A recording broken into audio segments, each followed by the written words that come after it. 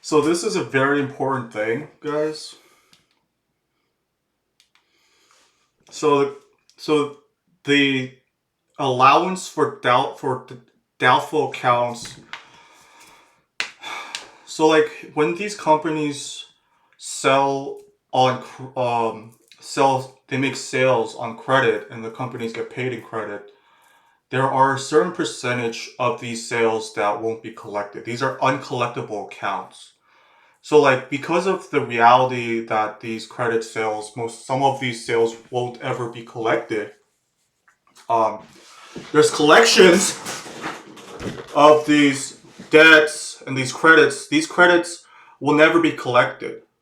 Okay, these are uncollectible accounts.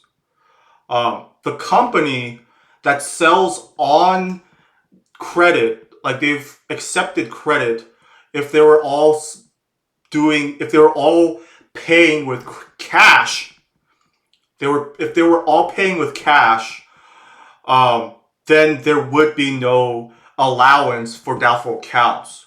But because the company has a credit line with other suppliers, these suppliers pay each other on a credit line.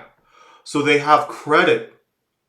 But the thing is, some of these sales, some of these companies actually don't pay their debt.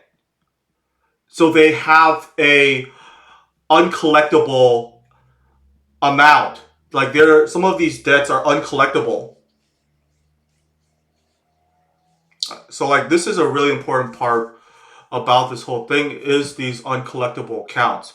So like because of these uncollectible accounts, the company that sells the company that sells these on credit creates this thing called an allowance for doubtful accounts.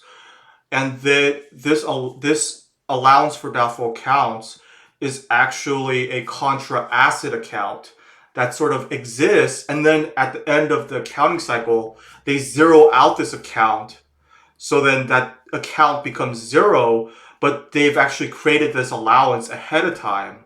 Okay, so like they created this allowance ahead of time to prepare for the companies that don't pay their debt. Okay, and so like this allowance comes from the bad debt expense. So like for example, let's say that there is a bad debt expense and they could use the allowance method or the direct write-off method. So the bad debt expense of 600, they debit that, and then they can credit the allowance for doubtful accounts. Okay, so now there's an allowance for doubtful accounts. Um,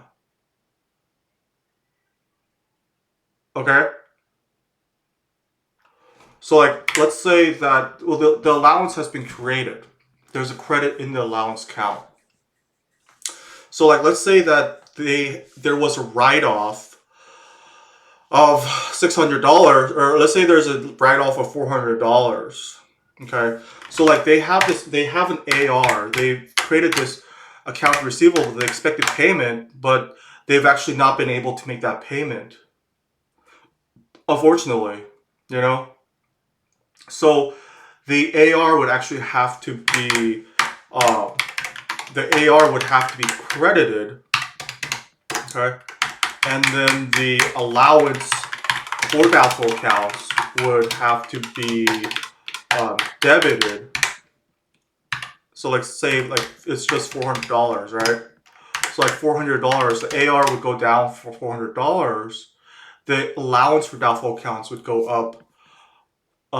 Would be debited for $400. The allowance for doubtful accounts. Okay, so the AR would go down 400.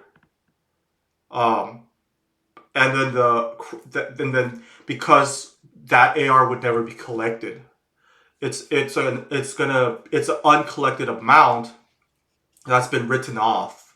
It's a write off. Okay, kind of like a charge off. Or they could do the direct write off method. So like with the direct write off method, there is no bad debt expense. Instead, they just create the allowance for doubtful accounts. Okay. They just directly debit that, and then the AR itself would just be credited. So there's two ways to write off these bad debt expenses and create these allowances for doubtful accounts. Okay?